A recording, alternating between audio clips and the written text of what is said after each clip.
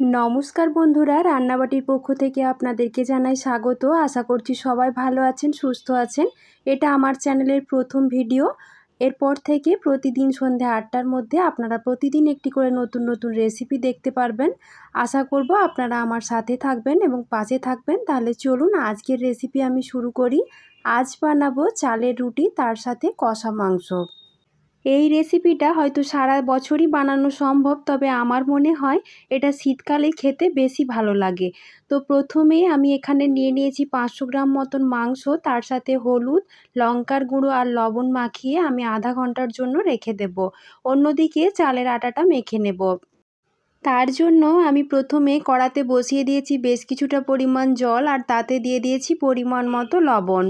এখন 2 চামচ চালের গুঁড়ো একটু ঠান্ডা জলে গুলে নিয়ে গরম জলটার মধ্যে দিয়ে দেব। তারপর চামচের সাহায্যে ভালো করে মিশিয়ে নেব। তারপর গ্যাসের ফ্লেমটা কমিয়ে দিয়ে আমি দিয়ে দিয়েছি পরিমাণ মতো চালের গুঁড়ো। এবার চামচ দিয়ে সব কিছু ভালো করে একসাথে মিশিয়ে নেব।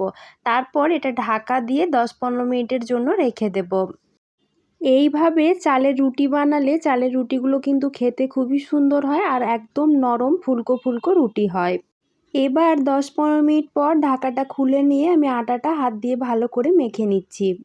এবার যেমন সাইজের রুটি বানাবো সেই অনুযায়ী লেচিটা কেটে নিচ্ছি। সমস্ত লেচিগুলো কেটে নেওয়া হয়ে গেলে আমি একটা ভিজে কাপড় এভাবে লেচিগুলোর ওপর ঢাকা দিয়ে দিচ্ছি। এতে করে কিন্তু লেচিগুলো শুকনোও হয়ে যাবে না এবং রুটিটা বেলবার সময় সাইডগুলো ফেটেও যাবে না।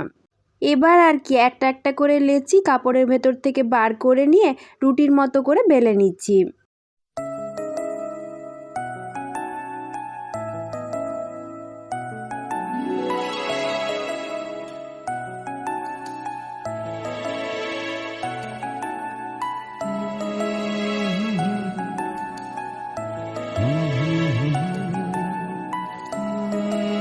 এবার রুটিগুলো তৈরি করে নেব। তার জন্য গ্যাসের ওপর বসিয়ে দিয়েছি একটি তাওয়া, তাতে দিয়ে দিচ্ছি একটা রুটি, দিয়ে উল্টে পাল্টে ভালো করে একটু সেঁকে নেব। তারপর আমি আরও একটা দিয়ে দিচ্ছি। আমি একসাথে 3টে করে রুটি এভাবে উল্টে পাল্টে একটু সেঁকে নিচ্ছি। আপনারা চাইলে একটা একটা করে রুটিও সেঁকে নিতে পারেন, তাতেও কিন্তু কোনো সমস্যা হবে না। এবার আমি একটা একটা করে রুটি সেঁকে নেব। দেখুন বন্ধুরা, রুটিগুলো কি সুন্দর ফুলকো ফুলকো হয়ে ফুলে উঠেছে। আপনারাও আমার মতো এইভাবে রুটিগুলো যদি বানিয়ে নেন, তাহলে প্রতিটা রুটি আপনাদেরও এইভাবে দুখোল হয়ে ফুলে উঠবে, আর রুটিগুলো খেতেও কিন্তু খুবই সুন্দর হয়। এই কনকনে শীতের রাতে থাকে যদি এই রকম ধবধবে সাদা ফুলকো ফুলকো রুটি আর তার সাথে চিকেন কষা, তাহলে তার কোনো কথাই নেই, একদম জমে যাবে। রুটিগুলো তৈরি করা হয়ে গেছে, এবার আমি চিকেনটা তৈরি করে নেব। তার জন্য এখানে প্রথমেই আমি আলুটা ভেজে নিচ্ছি। আমি তেলের ওপর একটু হলুদ দিয়ে দিয়েছি, যাতে আলুগুলো খুব সহজেই লাল লাল করে ভাজা হয়ে যায়। দেখুন আলুগুলো ভালো করে ভাজা হয়ে গেছে, এখন আমি আলুগুলো তুলে নিচ্ছি। এবার ওই তেলেই আমি যে ম্যারিনেট করা চিকেনটা রেখেছিলাম সেটা ভেজে নেব। একটু লাল লাল করে ভেজে নেওয়ার পর চিকেনটা রান্না করলে চিকেনটার স্বাদ কিন্তু খুবই ভালো হয়। খুব বেশি লাল লাল করে ভাজবার প্রয়োজন নেই, জাস্ট 4-5 মিনিট মতো একটু নাড়িয়ে চাড়িয়ে তারপর তেল থেকে ছেঁকে মাংসটা আমি তুলে রেখে দেব।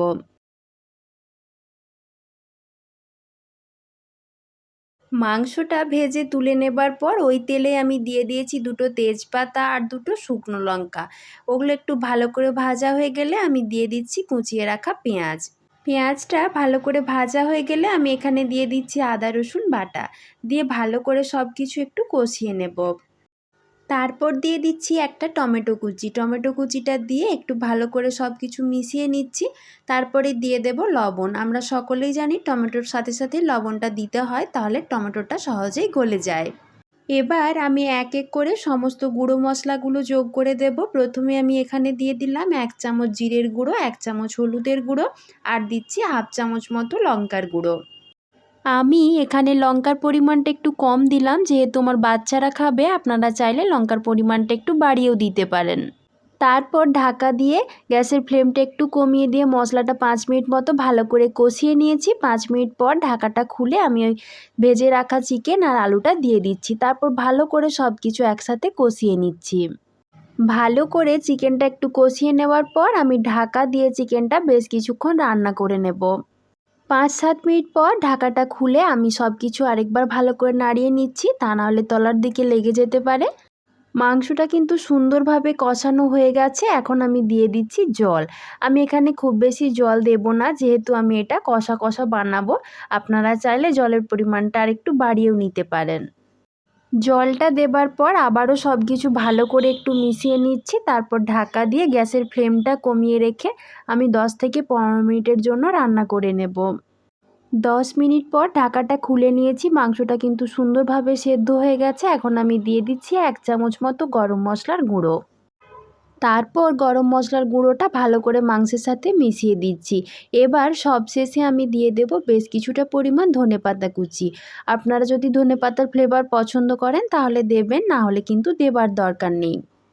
তারপর আর কি সব কিছু ভালো করে মিশিয়ে নিয়ে আরও 2-4 মিনিট মতো রান্না করে নিলেই তৈরি গরম গরম চিকেন কারি।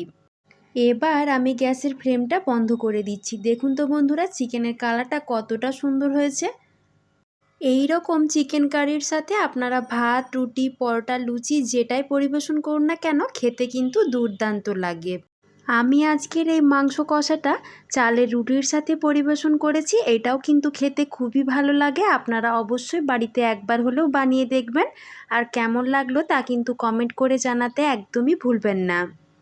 তার সাথে অবশ্যই একটা লাইক করে দেবেন এবং সকলের মাঝে বেশি বেশি করে শেয়ার করে দেবেন। আর প্রতিদিন এরকম নতুন নতুন রেসিপির আপডেট পেতে হলে প্লিজ আমার চ্যানেলটাকে সাবস্ক্রাইব করে দিয়ে আমার পাশে থাকবেন। আজকের মতো এই পর্যন্তই বন্ধুরা, আবারও দেখা হবে নতুন কোনো রেসিপি নিয়ে। সকলে ভালো থাকবেন, সুস্থ থাকবেন। আমার ভিডিওটি পুরো দেখার জন্য সবাইকে জানাই অসংখ্য ধন্যবাদ।